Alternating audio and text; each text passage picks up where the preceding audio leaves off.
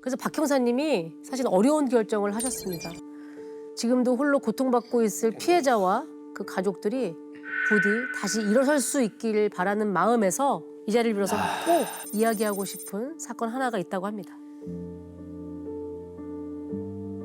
네, 당시 이제 그 사건을 수사하면서 피해자의 어머님이 이제 저에게 맞아요. 꼭 네. 피해자, 그러니까 그 친부의 그 악행을 세상에 좀 알려달라. 그래서 더 이상 이런 사건의 피해가 발생하지 않도록 막아달라는 부탁을 하셨었는데요. 그 순간을 지금까지도 가슴에 담아두고 있습니다. 그러니까 잊을 수도 없고 잊혀지지도 않는 저에게는 네. 정말 가장 가슴이 아팠던 그런 무너지겠어요. 사건입니다. 벌써부터 이 가족이란 무거울 것 단단한. 같은데 세상에 반드시 전하고 싶은 얘기가 또 있다고 하시니까. 어떤 사건이었습니까? 2015년 2월 매서운 한파가 조금은 물러났던 날 112로 동시에 여러 건의 신고가 들어옵니다. 아, 여기 한남대교인데요. 젊은 여성분이 지금 뛰어내리려고 하는 것 같은데 빨리 출동해 주세요. 예, 빨리요. 젊은 그 여성은 설득 끝에 이제 다행히 그 위험한 상황을 이제 막을 수 있었는데요. 현장 수습 후에 이제 면담을 하는 과정에서 경찰관이 굉장히 놀라운 이야기를 듣게 됩니다. 오랫동안 친부로부터 추행을 당해서 더 이상 살고 싶지 않아 죽으려고 했다. 이제 이런 말을 한 거죠. 그런데 이제 더 심각했던 건 피해자가 또 이제 한 명이 더 있었었죠. 응? 피해가 더 있다고요? 예, 더 있었었죠. 예. 또 다른 피해자가 누굽니까? 한설터울의 친언니였습니다. 자매였구나. 네, 자매였어요. 그 언니는 한 해 전, 그러니까 2014년 5월에 안타깝게도 스스로 목숨을 이미 끊은 아, 상황이었어요. 이미 이건 살인죄네, 살인죄. 2015년에 그 박 형사님이 한강에 투신 신고가 접수됐던 그때 둘째 동생의 나이가 24이었다고 합니다. 그러니까 한 해 전 세상을 등진 그 언니, 한 살 터울의 언니도 당시에 24이었던 거죠. 일단은 두 자매가 그런 선택을 했기까지는 정말 상상할 수 없는 고통이 있었을 거라고 보는데 친부는 맞았어요, 진짜로? 네, 친부가 맞아요? 맞아요. 혹시 어머니는 안 계셨던 건가요? 아니요, 계셨어요. 근데 이제 어머니를 만나보니까 어머니도 정말 굉장히 힘든 시간을 보내고 계셨었죠.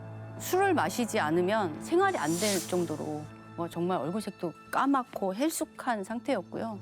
딸과 마찬가지로 그 삶을 포기하고 싶어 하셨어요. 단지 살아있는 이유는 둘째 딸 때문에. 예. 그렇지. 그렇죠. 야, 그러니까 세 모녀의 삶이 모두 무너졌네요. 일단 어머니도 다 알고 있었다는 거잖아요. 그렇죠. 네. 가장 고통스럽게 했던 거는요. 이 진술을 모두 알았을 때는 이미 너무 늦었다라는 네, 겁니다. 네, 예. 네. 그러니까 상담 치료를 받으면서 신고가 가능한지도 이제 알아보셨던 것 같은데 너무 오래전 일이라 신고가 어렵다. 그런 이야기를 이제 듣게 되면서 내가 이걸 지금 사건을 진행한다고 해서 그가 처벌받겠냐. 아이들이 너무 힘들어할까 봐 말을 안 하겠다. 아, 이미 약간 좌절을 하시고 포기하셨는데. 포기한 거지, 포기한 네. 거지. 네, 제가 그랬죠. 이제 어머니한테 이제 그동안 경찰에 이제 오기를 망설여던 그 마음 이제 네. 조금은 안다. 근데 많은 피해자분들이 같은 고민을 하시는데 제가 어떻게든 방법을 찾아볼 테니까 사건을 진행하자. 그랬더니 이제 한참 고민을 하시다가 뒤늦게 그간의 세월을 돌이켜 보니까 이제 그때 첫째 딸이 초등학교 들어갈 무렵부터 뭐 이상했었다고 해요. 그러니까 학교가 이제 끝나면 아빠가 일찍 왔는지 이제 물어보기도 하고 어쩌다 엄마는 없고 아빠만 혼자 있을 때는 집에를 안 들어가고 그러다 어느 날 자기 방문에 문고리를 달아달라고 그래서 엄마가 거기다 이제 문고리 이렇게 거는 거 있잖아요. 네. 그래서 이제 그거를 달아줬대요. 달아줬는데 그걸 남편이 강제로 다 뜯어냈다는 거예요. 야, 이때까지만 해도 어머니는 몰랐던 거예요? 예, 몰랐었던 거예요. 어머니는 그냥 첫째가 사춘기가 좀 빨리 왔구나 정도로 생각을 하셨대요. 그런데 어느 날 함께 길을 가다가 아이가 갑자기 이러고 이제 소사치게 놀라면서 기절을 하길래 나중에 깨어서 물어봤다는 거예요. 그랬더니 할머니랑 비슷하게 생긴 사람을 보고 내가 놀란 거다. 할머니? 이런 얘기를 했대요. 그때부터는 이러다가 내 딸이 죽겠구나 하는 생각이 들면서 불안하기 시작했다고 합니다. 그럼 그때도 어머니는 아무 얘기도 못 들었던 거예요? 네. 어? 그때 딸이 이제 아무 말도 하지 않았고요. 시어머니와 남편 때문에 아이가 괴로워하고 있다라는 생각은 있었던 거죠. 그래서 아이들을 지키기 위해서 그 전업주부였던 엄마가 운전을 배웠고 마을버스 기사가 되면서 2006년도, 그러니까 첫째가 16살, 둘째가 15살 때 뒤늦게 남편과 이혼을 합니다. 근데 이혼 조건은 아무것도 필요 없고 아이들만 나한테 달라. 예. 양육권. 아이들을 데리고 나가는 조건으로 이제 남편하고 이혼을 하게 됩니다. 자, 아이가 말을 하지 않으니. 차마 또 직접적으로 물어볼 수는 그렇지, 없고. 물어볼 순 없지. 사실 상상도 못했겠죠, 엄마는. 그쵸. 설마. 아니 그런 생각이 거기까지 가지 않았을 거예요. 그런 생각이 들 수가 없죠. 네. 거기까지 가지도 않고. 근데 그래도 저는 이 어머니가 참 대단하다고 네. 생각이 들어요. 뭔지는 모르지만 아이들이 왜 이렇게 집을 무서워하고 있다. 공포스러워할까. 본능적으로 알고 분리를 시키려고 했다는 게. 네, 그러니까 어머니가 이혼까지 하면서 아이들 지키려고 하셨던 거네. 그렇죠. 네. 네. 맞습니다.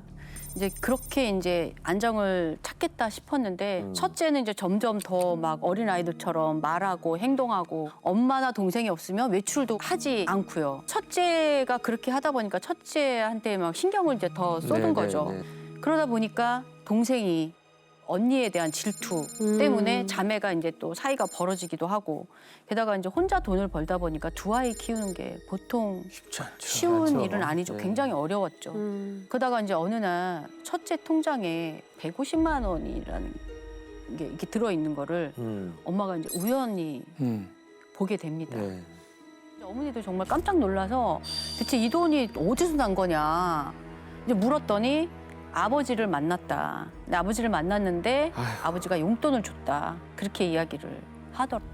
그때 엄마는 그래도 이제 부모 자식 간이니까 아 보고 싶을 수 있겠다. 아 만났나 보다라는 생각을 했는데 이제 어느 날 첫째 아이가 20살 되던 해에 둘이 같이 지하철을 타고 가는데 한 통의 전화를 받게 됩니다. 엄마가.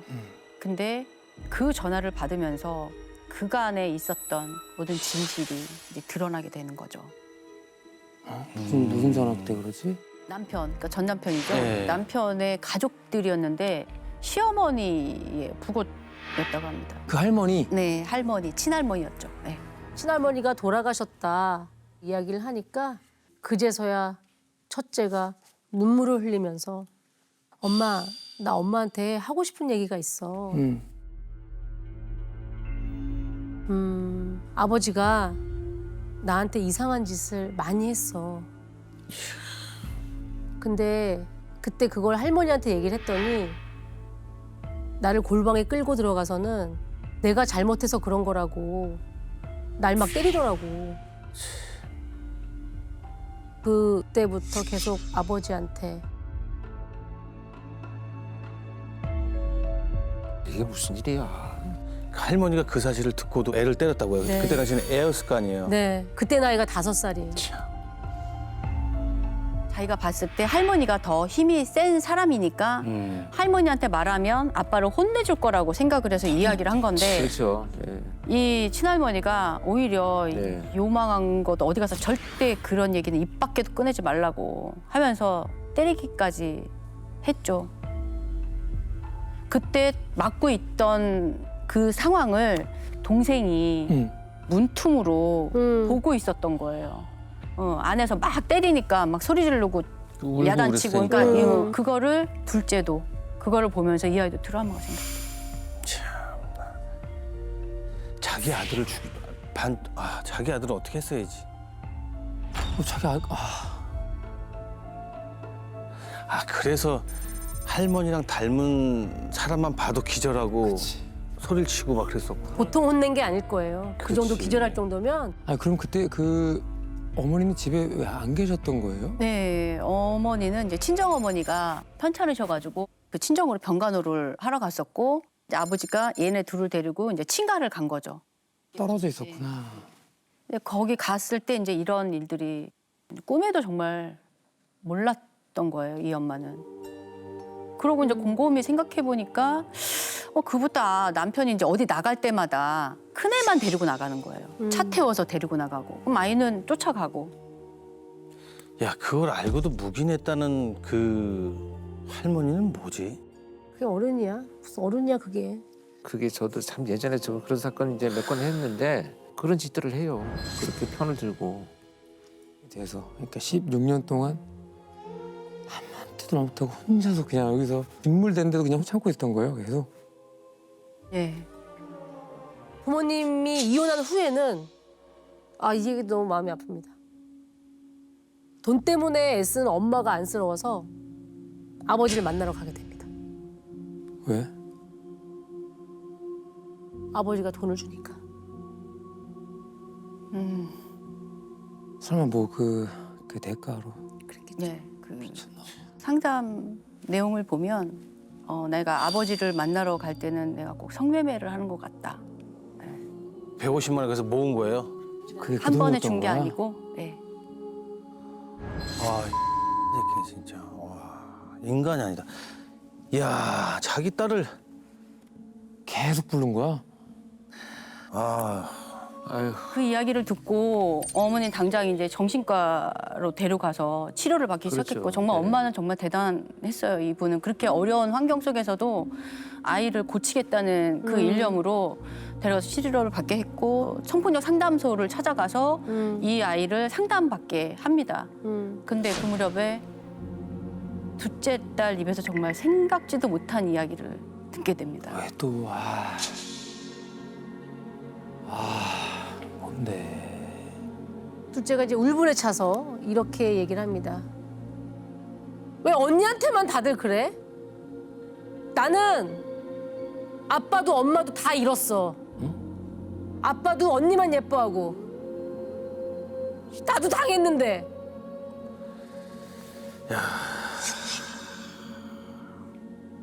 그냥 어린 나이에 아빠가 언니만 이뻐한다고 생각했나 봐요. 이 언니만 데리고 아빠가 어디 가고 놀러 가고 그러니까. 근데 그게 당했는데라는 단어랑 되게 사실은 안 어울리는 말인데. 야, 아빠가 날 예뻐해준다라고 생각했어. 예, 맞아요. 안타까운 상황인데요. 대부분 어린 시절 성에 대해 아무것도 모를 때 피해를 입는 경우가 네. 많거든요. 맞아요. 그러면 상대의 행위를 나를 돌봐주는 애정의 표현이라고 느끼게 됩니다. 자신이 특별한 사랑을 받는 중요한 존재라고 느끼게 되는 거죠. 애들 때 뭘 알겠어. 특히 이제 아동들은 이게 사실 이제 친부인 경우에는 가해자가 자기 양육자이자 보호자잖아요. 분노와 증오와 또는 애정 갈구가 이 양가 감정이 혼란을 일으켜요. 그래서 사실 자기 감정이 어떤지를 모르는 상태가 되는 경우들이 훨씬 많습니다. 이런 범죄들이 진짜 많이 있나요? 네. 정확한 통계는 아니지만 아이들 사건의 30%가 친족에 의한 네. 진짜 많구나. 근데 저는 이렇게 많은지 몰랐어요.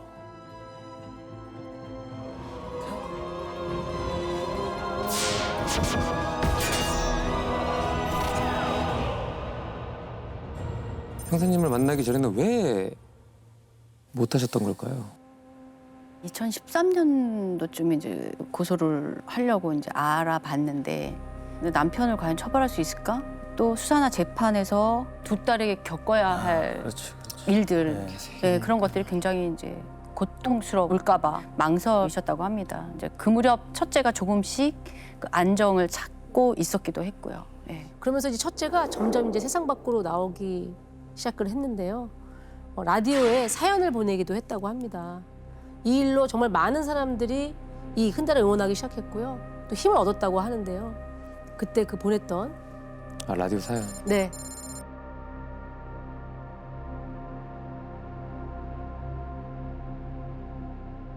저는 성폭행 피해자입니다. 16살 무렵까지 친아버지에게서 성폭행을 당하며 자라왔습니다. 그러다 겨우 20살 초여름이 시작되던 무렵 이혼하고 위자료 하나 없이 하루에 3가지 일을 하시며 사랑으로 감싸 안기만 해준 엄마에게 죽어도 하기 싫었던 그 말을 토해내듯 고백했던 것 같습니다. 다행히 성폭력 전문 상담소를 만나 상담을 시작하게 됐고 약도 처방받아 먹으면서 횟수로 3년여를 꼬박 치료의 모든 시간을 할애하고 있습니다. 제가 이렇게 서툰 글솜씨로 편지를 쓰는 이유는 저와 같이 성폭력으로 힘들어하시는 분들께 꼭 하고 싶은 말이 있습니다. 너무 무섭고 한치 앞이 보이지 않아 칠흑 같겠지만 조금만 용기를 내서 하루라도 빨리 도움을 청하시길 바랍니다. 절대 자신을 미워하지 마세요. 학대하지 마세요. 절대 자책하지 마세요. 그건 나의 잘못이 아닙니다. 아 근데 이렇게 라디오에 정말 용기 내서 사연을 보낼 정도로 본인 삶을 조금씩 찾고 있었다는 거 아닌가요? 그런데도 결국에는 극단적인 선택을 했다는 거잖아. 네. 그럼 그 고통이 그렇죠. 이제 그 다음에 2014년도에 이제 어머니가 일을 마치고 집을 돌아왔는데 방문을 딱 열었는데 보니까 딸이 이미 유서를 남기고 목숨을 끊은 상태였다고 합니다. 야 그걸 또 어머님이 목격을 하셨어? 아 너무 불행하다. 아 비참하다 진짜.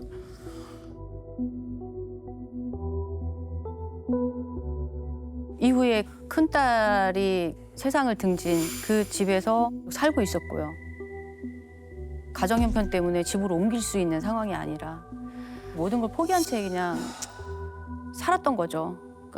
이 이야기를 듣고 나니까 아, 꼭 정말 그 가해자 아버지 벌 받게 해야 되겠다는 네. 그 다짐을 하게 되더라고요. 근데 이제 시간이 오래 지나다 보니까 정말 그 공소시효라는 것이 발목을 잡는 거예요. 맞아요. 네. 왜이 공소시효가 얼마길래요? 7년이었죠. 2010년 4월 15일부터 이 성폭력 처벌법이 개정되면서 그 만 13세 미만 아동에 대한 공소시효가 사라지긴 했는데요. 네, 네. 문제는 첫째가 이미 사망했기 때문에 혐의를 완벽하게 적용하는 것이 어려운 상황이었던 것 같습니다. 맞습니다. 그리고 이제 둘째는 추행만 있었기 때문에 이제 피해 사실을 인지하고 당시에 이제 1년 안에 이제 아버지를 입건을 할 수 있었거든요. 이제 네. 근데 2002년인지 2003년인지를 명확하게 기억을 못 하는 거예요. 아, 당연히 못하죠. 네. 초등학교 5학년, 6학년 네. 이렇게 이야기를 하는데 만약에 2002년도라면 공소시효 네.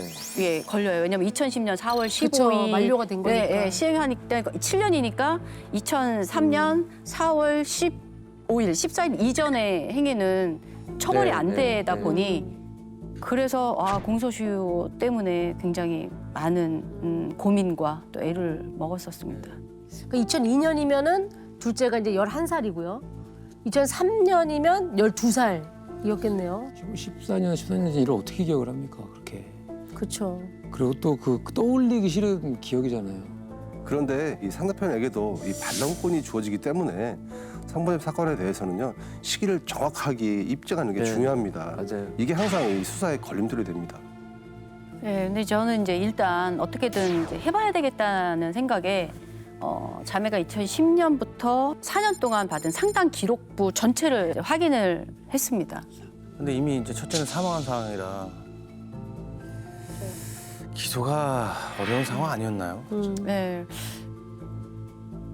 사망은 했지만 이제 13세 미만의 딸에게 어렸을 때부터 성폭행을 저질렀다는 그 사실이 굉장히 이제 중요했고요. 또 상담 기록에도 아이가 이제 중학교, 고등학교 다닐 때 네. 아빠를 만날 때 성매매를 하는 기분이었다, 느낌이었다 네, 네, 이런 내용도 나왔기 때문에 이제 첫째 기록까지 이제 모두 이제 본 거죠. 이제 기록을 보니까 이제 8년 전에 첫째 친구가 학교 앞에서 차가 와서 첫째를 싣고 가는 거를 본 적이 있다. 그래서 그거를 범죄 사실로 잡기도 했고요. 또 둘째 딸 그 주변 친구들을 찾아가서 이제 확인을 해서 혹시 기억나는 게 있는지 없는지 일들을 진짜 다 광범위한 확인을 수사를 했죠. 하셨네요. 네. 처벌을 반드시 받았으면 좋겠습니다. 이 친부는 뭘 하던가요?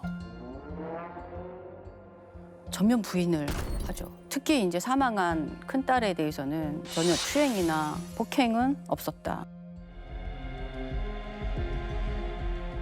처음부터 끝까지 그 같은 톤으로 차분히 흔들림조차도 없이 진술을 했고요. 둘째는 그냥 내가 예뻐서 그랬는데 뭐 그게 추행인가요? 뭐 그런 의도는 전혀 없었다.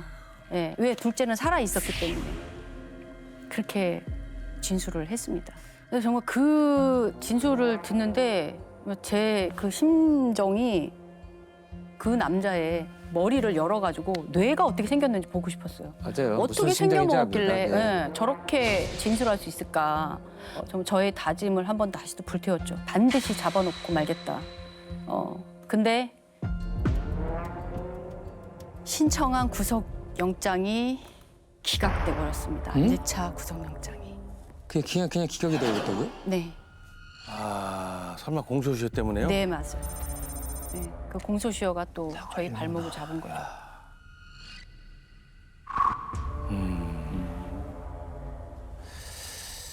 자, 이렇게 또 영장이 기각되면서 예상치 못한 문제가 또 터집니다. 문제가 또 생겨요? 피해자 진술 조서 받고 피의자 조사를 했잖아요. 그러니까 신부가 알아버렸잖아요. 그러니까 이것 때문에 이제 모녀는 불안할 수도밖에 없고 저도 마찬가지로 굉장히 획벌이 당할 수 있어요. 그렇죠. 네. 그래서 이제 둘째가 아르바이트하고 있는 곳에 가서 이제 엄마랑 설득을 했어요. 일단 우리가 다시 한번 해볼 테니 그동안 병원에 입원해 있어라. 그 병원에 입원을 해 있으면 아빠가 찾아가서 해코지하거나 위해를 가하지 않을 거라고 판단을 했기 때문에. 네. 아, 병원을 일부러. 근데 이제 그때 입원시킨 그 시각이 거의 한 11시 정도 됐었는데 정신병원에 그 철창이 쫙 열리면서 이제 어머님이 들어가시면서 울면서 저한테 제 손을 꼭 잡으면서 우리 딸들의 원한을 꼭 좀 풀어달라고 그렇게 말씀을 하시더라고요. 공소시효가 문제라면 그럼 공소시효를 늘리는 방법을 찾아야 되겠다. 네. 그래서 이거 정신과 치료를 받았던 걸로 이걸 한번 공소시효를 늘려보자. 치상 또는 상해로 시효를 늘리면 3년을 더 늘릴 수 네. 있거든요. 그러니까 강간, 강제추행은 7년이지만 강간 등 상해는 10년이었거든요. 그래서 3년을 더 늘려야 되겠다는 생각이 들어서 그 치료를 했던 의사 선생님을 찾았습니다. 찾아가서 이러이러한 상황인데 그들에 대한 진단서를 끊어줄 수 있냐 했더니 도와주시더라고요. 네. 그 첫째는 이 성폭행 피해로 인한 외상후 스트레스 장애, 네, 네. 장애 상급을 이제 받았고요. 네. 둘째도 그 중증의 우울증 그 진단을 받았습니다. 그래서 추행이 아닌 강간 등 상해로 상해로 다시 했구나. 영장을 신청을 했고 구속이 되었죠. 그렇게 됐구나. 그 재판 결과는 어떻게 됐나요? 모든 혐의를 부인을 했지만 재판에서 최종 8년형을 선고받습니다. 지 딸 죽여놓고서. 아휴 참 이런 것을 무슨 또 8년을 그러니까 이걸 8년. 그래서 그 당시에는 8년 많이 나왔다고 아. 그렇게 얘기를 하더라고요. 그렇죠. 기본적으로 이런 사건은 또 그렇게 받기가 쉽지 않잖아요. 네. 아, 그래요? 이미 네. 큰 딸은 사망을 한 상태였고 그 당시에 저는 그 딸을 다시 살려서 데려오고 싶었어요. 할 수만 있다면. 그러면 더 크게 그가 처벌을 그쵸. 받을 수 있을 거.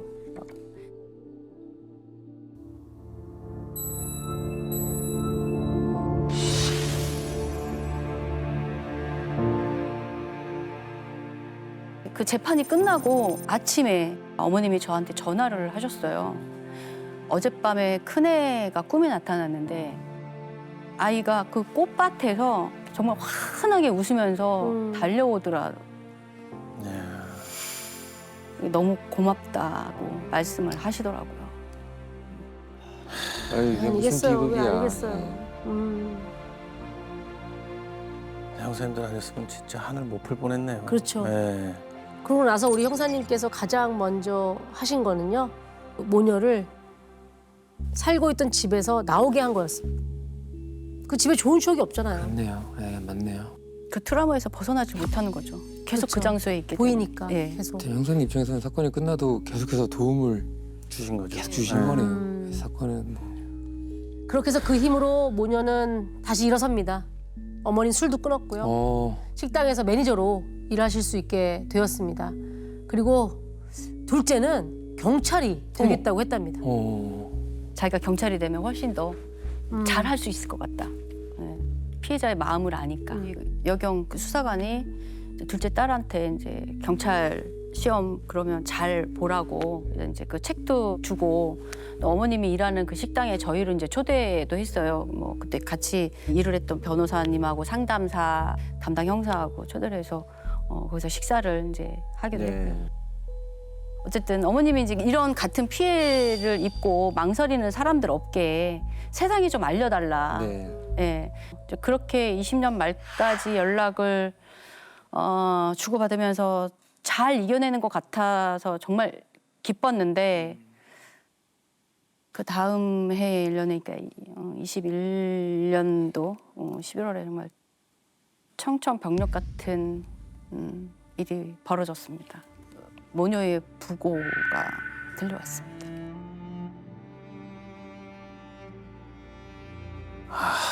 아이고. 결국엔 뭐냐? 두 분이 같이요? 예, 같이. 아이고, 이게 무슨 일이야. 응? 같이? 집에서 동반. 잠깐만 이게 참 이러면 안 되는데 엔딩. 그 엔딩 이러면 안 되는데.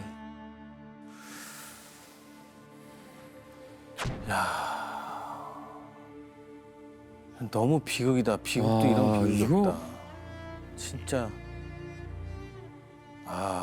진짜 자기 아내하고 아이 둘을 죽인 거잖아. 야, 이 벌을 어떻게 다 받으려고. 이거는 못 받아. 이 벌은 진짜. 하나의 자극이 오게 되면 잘 버티고 있다가도 이제 한꺼번에 무너지는 게 성폭력 피해자들의 어떤 근데 정말 그때 가슴이 정말 무너지더라고요. 아동 성폭행 사건 정말 피해자들이 회복이 잘 안 됩니다. 정말 어떤 그 사건보다도 더 잔혹하고 위중한 사건. 자식 키우는 입장에 너무 화나고. 첫째 언니라도 있었으면 좀 더 나았을 수도 있어. 그래도. 근데 이제 어머니는 딸이 생각날 거고 동생은 언니가 계속 생각날 거란 말이야. 그리고 계속 기일을 지켜줬을 거 아니야. 그렇죠. 그러면 이게 계속 생각이 났을 거 아니야. 얼마나 고통스럽겠니. 감옥에 있는 아빠가 출소 일이 다가오니까 못 버틴 것도 있지 않을까. 그럴 것 같아요. 왜냐면 보니까 얼마 전이네요. 출소 얼마 안 남기고. 근데 나는 지금 이런 사건도 정말 놀랐지만은 이런 일이 30%나 된다니까 난 그게 더. 한 학교에 말하지 못하는 학우들이 또 이런 일이 많이 있다라는 거잖아요.